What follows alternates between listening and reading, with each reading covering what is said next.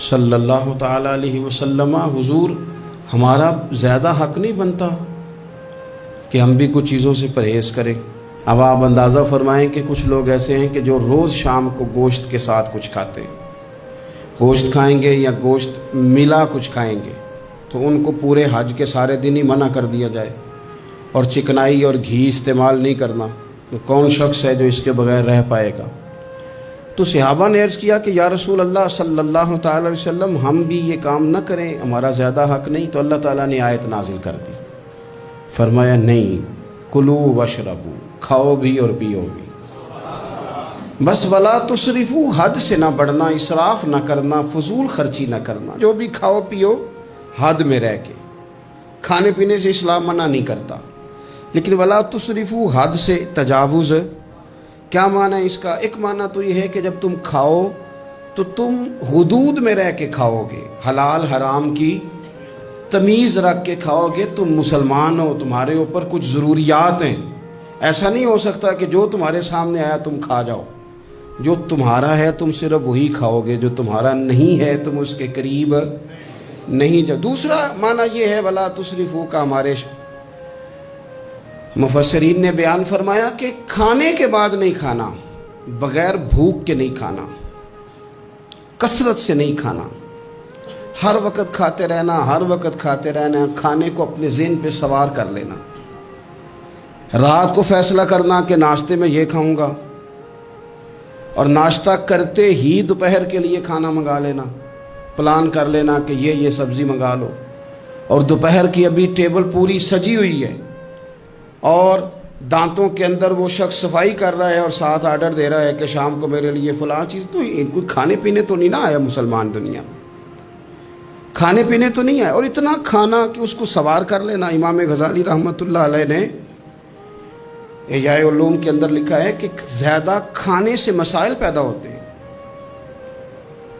شہوت زیادہ بڑھتی ہے زیادہ کھانے سے، غلط خیالات زیادہ آتے ہیں۔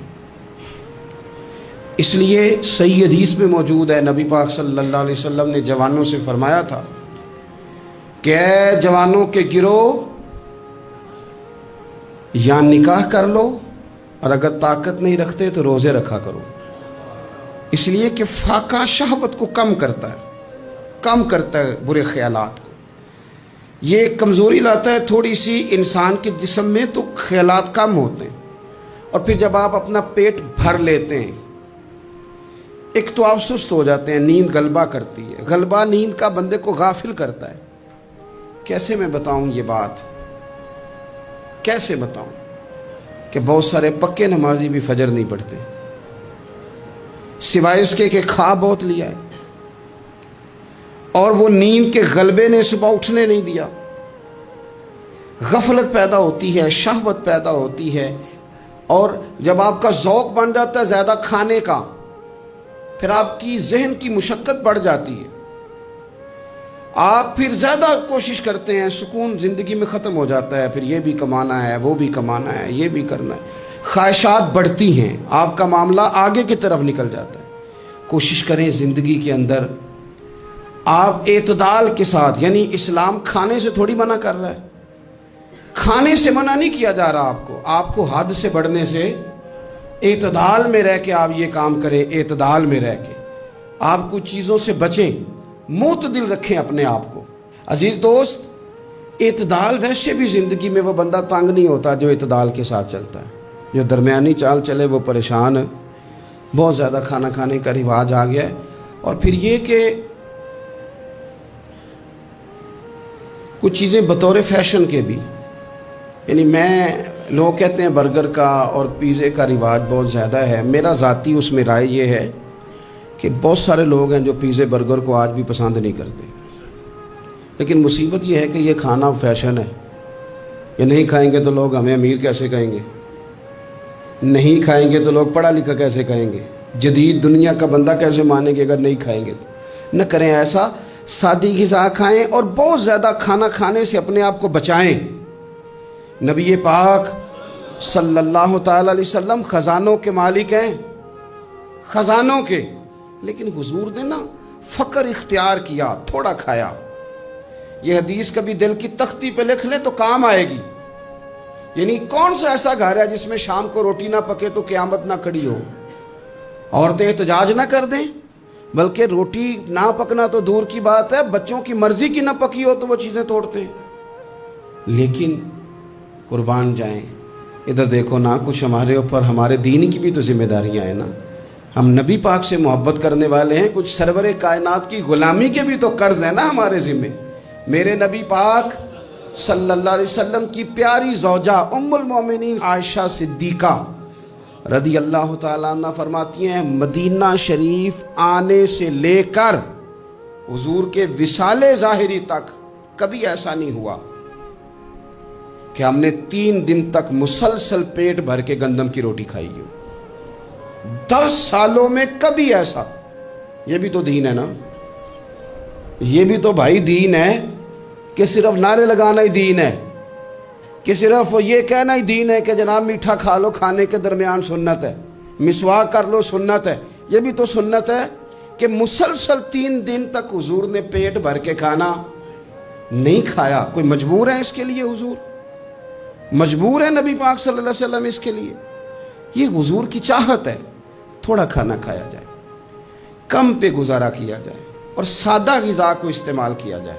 کوئی کام نہیں کر پاتے ہمارے بچے، روٹی کھاتے ہیں مرضی کی، ثقیل غذا کھاتے ہیں جو ہضم مشکل سے ہوتے، اور پھر کھاتے ہی فوراً موبائل لے کے وہ لیٹ جاتے ہیں۔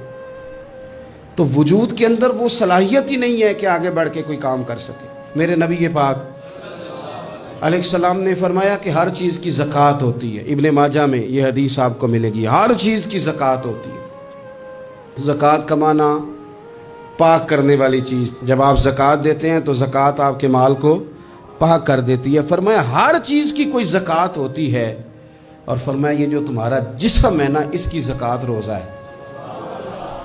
روزہ اس کی زکوٰۃ ہے۔ گویا جب تم روزہ رکھتے ہو، حدیث ہمیں بتاتی ہے کہ پھر ہم اپنے آپ کو پاک کر لیتے ہیں۔ یہ بھوک وجود کو پاک کرتی ہے، آپ کے ذہن کو۔ یہ جس بندے میں بڑی صلاحیت ہے نا کام کرنے کی، وہ روٹی بہت زیادہ کھاتا ہے تو پردہ پڑ جاتا ہے، کر ہی نہیں پاتے کچھ۔ اور کھانے کے معاملے میں دیکھتا ہوں کہ شدت، میرا خیال ہے کہ شادی کے ولیمے میں جو گوشت پکتا ہے اس کے علاوہ بھی تو گوشت ہمیں ملتا ہی ہے نا، لیکن بعض لوگوں کو دیکھا جاتا ہے کہ وہ اتنا سالن ڈال لیتے ہیں کہ شاید ان کا خیال ہوتا ہے کہ آخری روٹی ہے، راج کے کھا لیں، اس کے بعد شاید چھٹی ہے تیری۔ بھئی آپ کیا کر رہے ہیں؟ اتنا کھا سکتے ہیں آپ جتنا آپ نے ڈال لیا ہے؟ اور پھر سنجیدہ قسم کے لوگ ہیں، سیانے لوگ، تو وہ کھانے پہ اس طرح مطلب اٹھ کے بھاگنا۔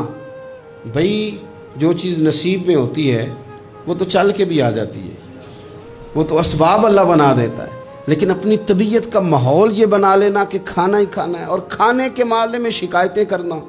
مجھے جناب دیکھو فلاں آدمی کے میں گھر گیا تھا تو بوٹیاں کس طرح کی دے گیا ہے۔